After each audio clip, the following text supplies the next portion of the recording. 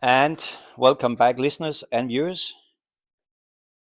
This is part number 2, where I have a conversation with John Faulkner, one of the best in his field, coaching teams, several national teams. And we do have a cliffhanger about what happened in Greece. No, But it's before Spain. I do, what is it in It's Spain? in Spain. Okay, Yeah. just because, yeah. Yeah. And we're sitting here in Bausweiler Club. Yeah. John is Mr. John Faulkner. Mr. John. Yeah. Has been a coach for 48 years. That's an achievement in its own. But a small add on to that, we just mentioned when we had the coffee break, you have managed to win around 30 world champion medals. Yeah. Guys, this is like I have goosebumps on my back now. Yeah. That is an achievement, right? Yeah. For you guys who wants to know more about John, wind back because there are an episode number 1 when you can hear everything that brought us here. And we finished off with the story from Spain then, where you were there at night and you did something very special. Yeah. And the reason for these videos here is to inspire executives like leaders, head coaches like you have been, and me. We are kind of colleagues.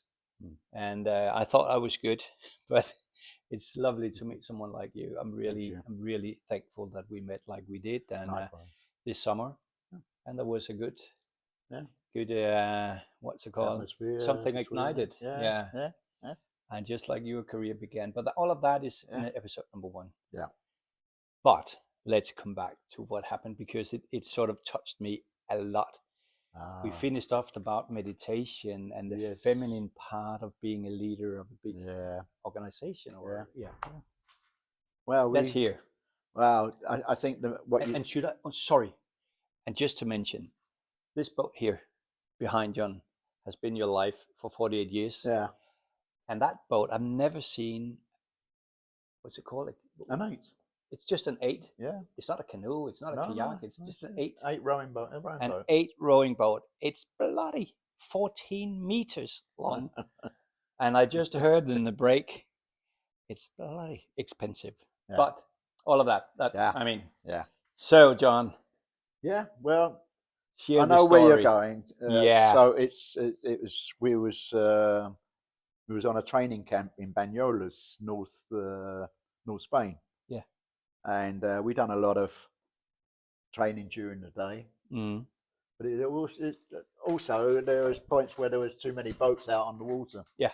From the Spanish cruise. So and I just came upon an idea because and is that open sea or it's is a lake? It's a lake. Yeah. Okay. It's a lake, 2,000 meters long. Yeah. And you see, this is one of the things that happened to me when I was a coxswain. Yeah. We on the River Lee, where I was in East London. Yeah. It was just wide enough for 3 crews. Okay. And of course, we trained through the winter as well. Yeah. And there was no lights. All right. Yeah. So it's a bit of a scary feeling. So we had to put bicycle lights on the front of our boat and hope that we saw one come towards us in time. Yeah. We did for the most of the time. There was, of course, accidents. But I don't know if you can imagine rowing in an 8 in the pitch black. Mm. And the coxswain can't see anything. No. And the guy can just about see the other guy in front of him. That's what it is. Wow. So you lose a sense. Yeah. Your sight is all of a sudden, it's like wearing sunglasses in the evening, in the winter. And it's sort of like when we talked about the meditation and you close your eyes, it's navigate by. Yeah. And you know, it awakes the other senses. Yeah. And on top of that, you also get your equilibrium, balance. Yeah. And so I decided that we was going to row in the night. That's something. Yeah. I just see if I can ignite the light just There for you a go. bit. Yeah. We got the light back. That's it. Thank You you. know, I know. Yeah. So the rowers, I hadn't experienced this before, and the guy actually who was teaching us how to meditate, Oh yeah. he wanted to come out in the motorboat as well. Okay. So I said, sure. So we're out rowing. Nobody can see that so much. Only the lights, which were going around the coastline, maybe. Yeah. going along the promenade, and so we're rowing, and it's pitch black, as I said, and then this guy, he starts whistling, and it just put a sensation on the lake. You know, everybody Wow. sort of Yeah. relaxed, Yeah. and he whistled almost the whole outing, which was about an hour. Wow. And that actually contributed to like a concentration exercise we'd use more often, even when Yeah. we came back to Denmark. Wow. So we done some night training. Groundbreaking. Yeah, in a methods way, too. yeah. But as I said, we got it from the Lee River Lee, where Yeah. I started. So I've had a lot of influence. Yeah, but that was by natural causes that you Yeah, didn't have. It yeah. was not like, let's No, try this one. no. But the experience I had from it, Yeah. I thought was good enough to Yeah. let the rowers also try it and see how they felt about it, and they really enjoyed it. Could that be like compared to like trim an engine, or like you get into sync with each other? Yeah, it's or another way. You listen more to the boat. You Yeah. listen to it sing, because it does Yeah. actually sing once you learn the noises you make yourself by going back and forth on the slide. There's another sound, but it's also a feeling. You can feel the speed Yeah. underneath you, and you can hear the water rippling off the boat as Yeah. you. And when that's in a calm state, then you know you're going fast. Wow. I read some Zen Buddhism about, like archery Oh and yeah, Buddhism, right? And also I coached once an world champion and Olympic champion from Denmark okay, in triathlon. yeah. And I asked her, since I'm not into that business, Right. um, so you swim, you bike, and you run. You run there. And I asked her, so what are you thinking while you're running? Or And she said, that's an interesting question I never had. I don't know. No, Nothing. no. So I think it could be sort of like, You're in a trance of some Yeah. type. I think. Yeah. That's what I'd say was That's the closest. amazing. Yeah. Yeah. You don't think about that. You think of. I think you think of maintaining what you're actually doing without thinking about what it is you're actually doing. Yeah. So. But you sink into like a rhythm, like a pulse or Yes. something. Yeah. It's a chant you Yeah. get into. When I coach in companies and executives, I also talk about, to have the balance between the masculine and the feminine, and also the different archetypes when it comes to thinking and stuff like that. And I'm just wondering, that's what I use out there more holistically. But can you imagine that being transferred? Would you just have an experience like in a corporate business? Yeah, I don't see why not. Of course, people have to know what you're talking about. Yeah. They have to have the insight of Yeah. what you're teaching them. Yeah. I think that what we had in the first episode was something talking about the passion. Yeah. Your heart. Yeah. And that's also include your breathing. Yes. You could say. Yes. So it's like it's become an organism. Yeah. So the company, that's what I preach. You can't adjust. I mean, the wheel is just as important as the steering wheel in a car. Yeah. Yeah. Everything is important, but how you make it. Okay. Yeah. we're talking about breathing. I learned not so long ago that you should just breathe in and out the nose, even if you're walking or jogging. You're not. It's not going to happen if you're doing 100 meters. No. But it should be a really wonderful technique to be able to do that. The real effects of it, I think, is that you supply all the muscles in the body with the oxygen it needs instead of blowing it out quickly through the mouth. I don't know, but I would suggest people they get some books about it or go online and read about breathing exercises because it's wonderful. And it is interesting because that's really the first thing everybody does when we come into this world. You breathe, and we still have to exercise. But I think the resemblance could be how I view a company is that it is an organism. And if you keep drawing in the breathing, right, you also have to let go, and there will be seasons in a company too. You cannot just endlessly go on more muscles. You need to take care of the organism. You have to build things up, basically. It's just like nature. I mean, there's a winter where we reorganize for next year. I mean, look in here. It's the same with us. We do our training consists of winter training, which could involve land training. And then there's preparation for the regatta season. And then there's the regatta season. And then there's after the regatta season where you take it a little bit more easy. You instead of going to international regattas and world championships, you go to the local regattas. Just to come down and maybe split up from the crew you've been in. And go back to your clubs and row for the club crews to and the lower championships. You can't keep pushing. I remember once I was doing boxing training just with the exercise. And I asked the trainer, I say, why isn't it that I can do my 100 push-ups? I said, how often do you do that? Every day. That might be the reason. That could be the problem. You force it too much. And as you see, another thing is with rowing, you can't keep the same crew going all the time. No.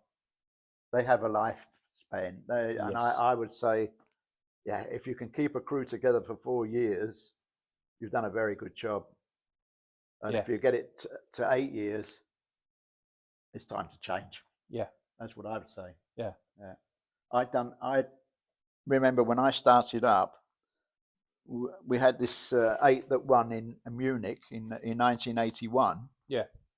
And in 1982, I pulled 4 guys out of the boat and put 4 new guys into the boat, and that maintained like the life of the boat.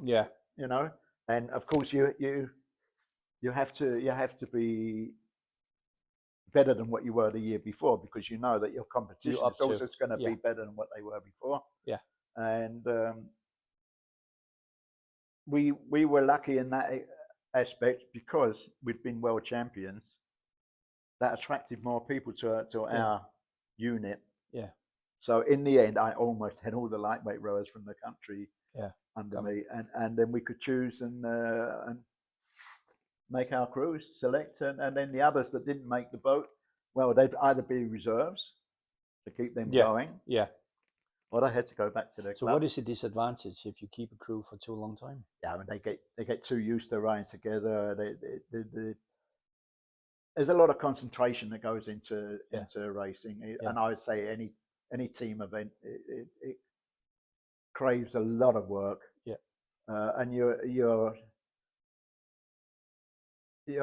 not independent. You're depending on the others. And you know, things happen. You've got a big crew, and maybe there's a divorce in or exams that fail. Happens. Just the usual life rhythms. And you know also that when you have a company and it's not your own, there might be too much of a mortgage mindset into Yeah. your job. Yeah. And so that goes up for you guys out Yeah. there running companies that it might be suitable for change. It could be departments kind of. Yeah. I mean, you get your expertise, but you also get settled. And if you have success 1 year in a company, you are expected to do the same delivery next year. Yeah. But how can you make the adjustment then, right? Well, I think that's a great question. But I think anybody that manages anything and it's successful, don't stop. You Yep. have to learn and learn and learn. Don't think you know it all, because No. at some point somebody's going to Yeah. overtake you. Yeah. So you have to put energy in learning. Don't think you know it all. No. And you know what? Since it's an organism, at one point there was an American architect company that called me and hired me for a few sessions with the sea level. And that was about me looking into, I used the blueprint of the birth, and I looked into it to see how much more potential they didn't use. So the company is built up by individuals. Yes, of course. And if you can adjust every part of it, it's tuning like tuning a. But sometimes people in a company, they hold back themselves a little bit to not overshine the other guys. And Yeah. but it's important. Never change a winning team, don't we say? Develop it. You will never change horses in the river, in the middle of the river. Yeah. There might be crocodiles. Well, it's certainly going to get wet. But Yeah. I think you don't think you know it all. Please don't do that. No. You need to keep on improving, and that's everybody in the company. It's not just the workers. No, it's the management. Yeah. Really. John, you've been in for the long haul. Yeah. You lived the life too. Yeah. Have you ever considered quitting? No. Have you ever been in challenges? I mean, life must have. Yeah, I've had lots of challenges. Yeah. But you know, it's getting back to passion again. Okay. You've got the passion, that will take you through anything. Yeah. In reality, if it was an ordinary job and you had got into some trouble or there arguments, that's a different story. I think, because your heart's not in the company. No. Your bank account is in the company. Yes. And that's acceptable, of course. But you know, if you could get a team of people that really burn for something, really passionate about making things work, you've got a very good team. I'm so lucky and fortunate that I coach high level and also high level in a smaller company or a single person company. And we're unseen just in the stage. Come on. But what I see sometimes as a difference is these companies have their money, their interest in the company, sort of like old companies. But when I coach young people, they do by heart. I mean, probably everybody does. So do keep a variety of employees in your company too, in your team, or whatever you coach. I mean, it could be sport like you or whatever. So you have that hunger, that passion. And passion, you know, there's a saying that passion is God saying hello. Yeah. Because you have your heart, your soul, everything inside of you. Yeah. And you don't do it for recognition or for you do it because you can't help it. Yeah. Yeah. Wow. All right, John. I have some questions here. And this is just no cut, no nothing. No. And we're sitting in the club live. here. Yeah. So I could ask you briefly. Yeah. Did you pay a price? Yeah, of course. Of course I did. Yeah. Was it worth it? Yeah, I suppose so. I was quite lucky, but I'm married. Yeah. I have children. Yeah. And my job takes me away from both. Yeah. Quite a lot. Work-life balance. So and I've always been thankful that my wife actually has given me the permission. Not that I need permission, but we decided to live together and work together and do lots of things together. And me disappearing for training camps for 3 weeks. Even my time when I was in Holland for 4 years, but I was coming back and forth often, and then Switzerland for 6 years. That was the same, but I think it costs a lot. Yeah, it cost me a lot. Yeah. Even though my wife has accepted it. Yeah. Maybe she was happy about it. We never figure out. Yeah, no, maybe she had a peace of mind all the time, so I was away. But no, I think she loves me very much. Of course. She's always been there, so that's a very good sign, I'd say. What would you say? Would you say it has been like one of the big reasons why you had your sort of your base? For sure. She was very open-minded about me doing. She has always wanted me to do what I want to do. Yeah. Otherwise, she thinks I'm a bit of a pest if I'm sitting at home and looking out of a window all day long. Yeah. So it's better that I'm occupied. Yeah. Yeah. So now we're talking business, coaching, and success leadership. Actually, this is a little tad of marriage advice too, a little bit like that you encourage your spouse to do. Yeah, to live her life. You know, we have to remember we're free people, although we live together. It's just finding balance, basically. I do see like top executives when they are in between jobs, for instance, or get fired. Yeah, they could be fired or the transition somehow.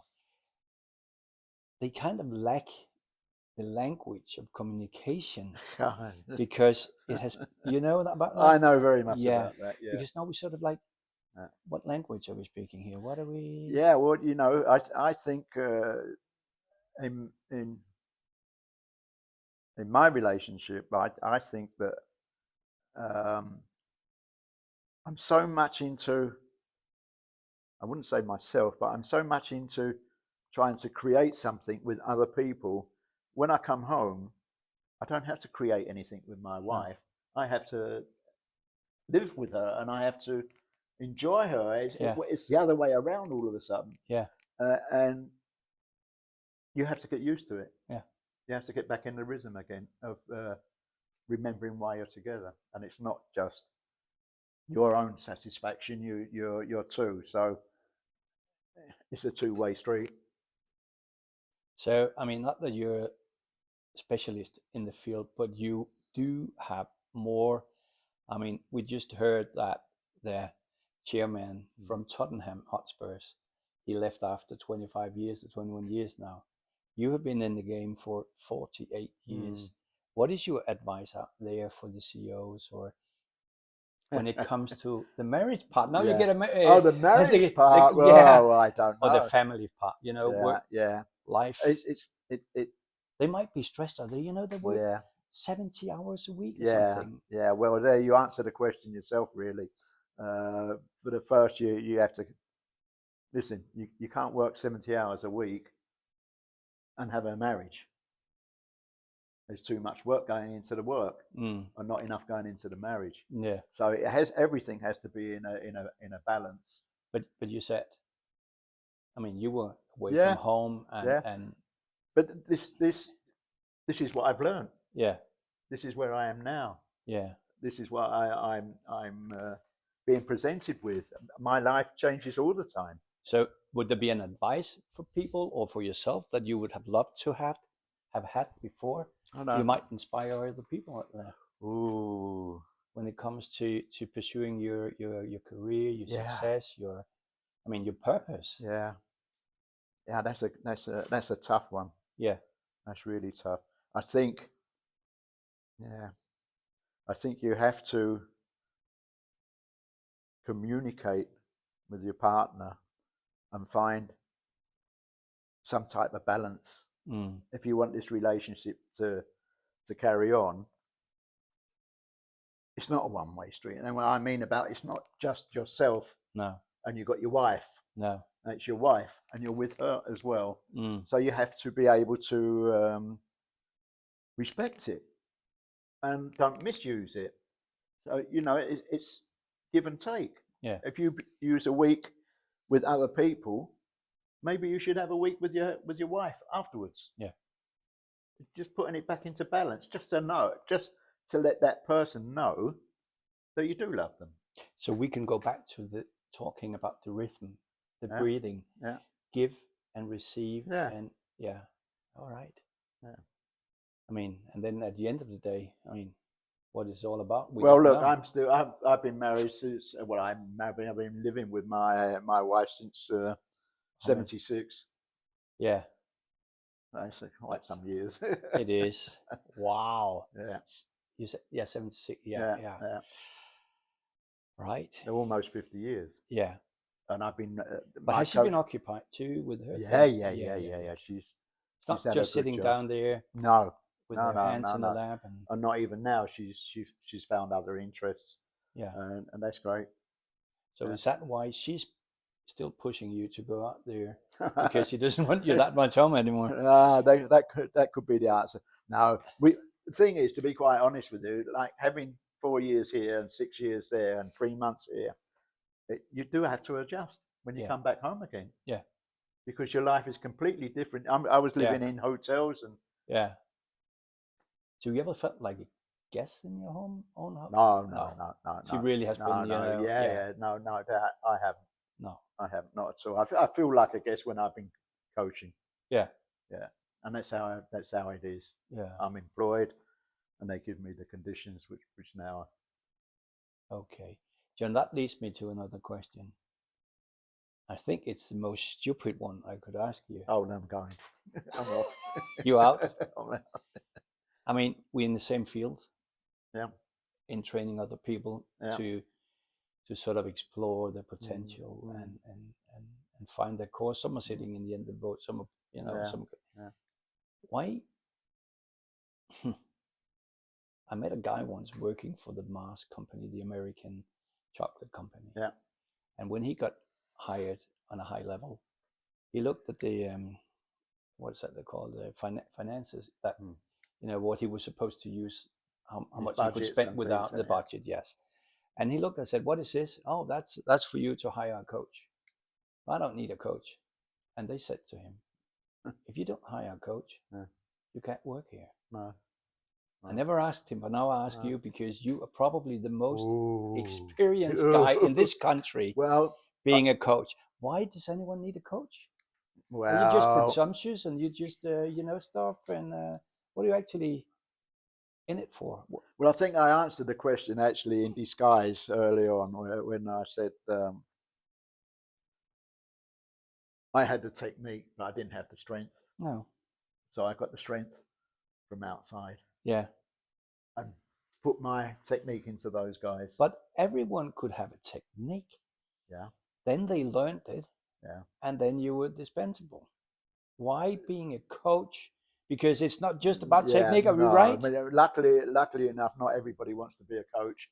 A lot of them, they have their own studies. They want to go to universities, and they got their own businesses. So there's still room for coaches. But what do they do actually? I mean, I'm sitting here with you doing interview. Yeah. Well, I think a coach is here to give you the experiences they have in the same field as what your coach has. Yeah. So basically, they've been through a lot of life changes. Yeah. And I think they work from it there. It's experience that tells. Yeah. So a coach is somebody with experience. So everyone with experience can become a coach? Yeah, they should be able to. Yeah. Should be able to. Some people say to me, "There's something about you, Calvin." And that's what I would say when I met you, and now I heard what you've done in your career. What is about you that makes you the one who has been coaching? Yeah. You never thought about when you were a child looking at the boat in England. No. I'm going to be a coach. No, that's the last thing on my mind. Yeah. Who want to be a coach? Yeah, no, yeah. But you see, it still comes back to passion again. Yeah. And I got it at a very early age, rowing. I saw it through one of my friends that a very good friend of mine. And we used to go to Saturday morning pictures, cinema, and then he wasn't coming on the Saturdays, and I was asking him, why aren't you turning up? He says, oh, I've got to do something. And he never told me what it was. No. Until I followed him one day. Yeah. And then I saw what it was. And I said to him, why haven't you told me about this? It looks fantastic. Yeah. So that passion came from my friend. Yeah. Not turning up on a Saturday morning pictures. Now, no, it didn't. Sorry, it didn't come. He ignited it. Yeah, exactly. Yeah. And that's for guys out there, men and women. Become inspired, but you have to sense inside of you what you're here for, your purpose, kind of. Yeah. John, I have 3 more questions. I might have 4. I make them a little short now. All right. I have 3 questions, and that's about to be a leader of a team, as you have been. You need navigation tools.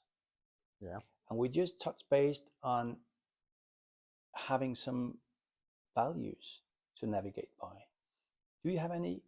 Because I see that leaders who know their values can use that in rough hours, years. Yeah, of course. Basically, I think the most important value is respect for each other. Yeah. Try to help. Yeah. Instead of pushing people into something they don't really want to do. Yeah. But only people you sympathize with, or? No, not at all. Not at all. I've had lots of situations, especially when I was in Oxford. I remember sitting in a bar once, and this so-called pikey. What's that? A pikey is like a gypsy, but fights for a living. Okay. Yeah. Basically. Okay. I might be wrong on it, but that's my interpretation. And I'm sitting at a table on my own. And what age are you?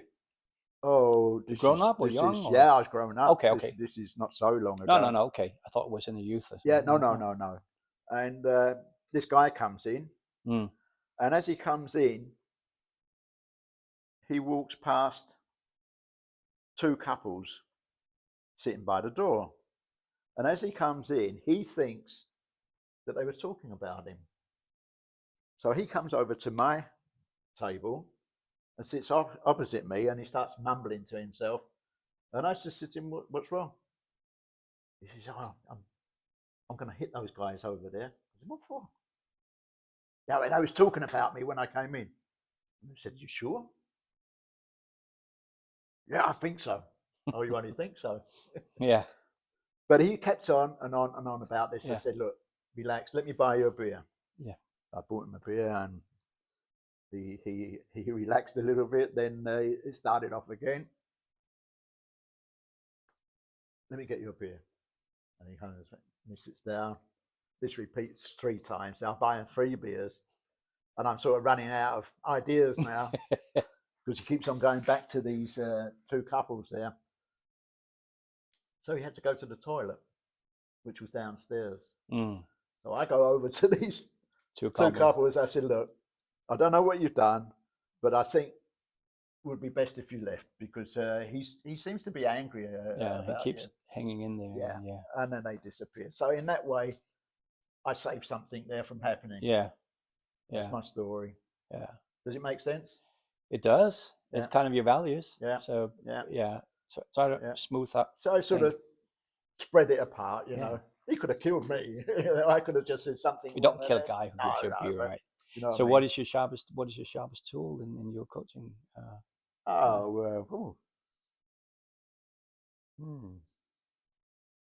My imagination, I should imagine.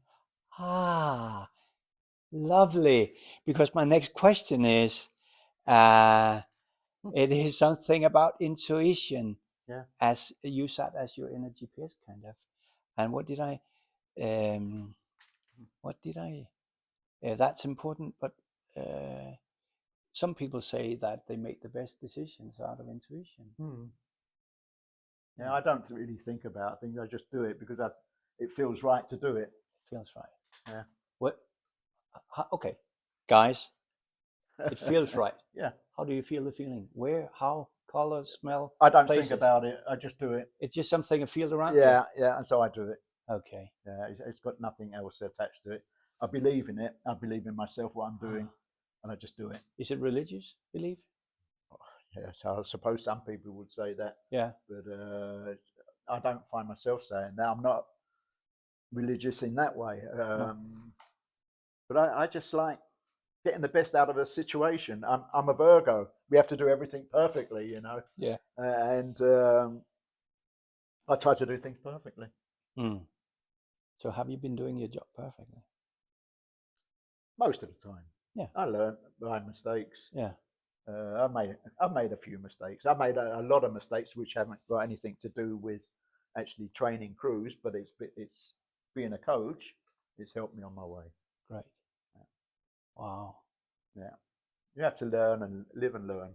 And you know, you cannot just sweep it off the table because No, it'll come back. I just mentioned it again. In the World Champions, in that area, you've got 30 medals around there. Yeah. The seniors, juniors. Yeah. I'm 23. You, you just have an exceptional talent for being lucky for 48 years, right? Oh, yeah. Yeah. John, coming to kind of a conclusion or the end of this, you've been around for a long time. We don't tell your age. You have a little Greek thing inside. You're like the Adonis, like the goddess, and you live forever. And one way to live forever is that you are finishing up your book, your memoirs. Yeah. I see some. You can find that one for now, at least on Facebook. I see it. You put it up, and it's Jesus, and it is so captivating as it has been to speak with you right now. But you're still young at heart. Yeah. You have any dreams?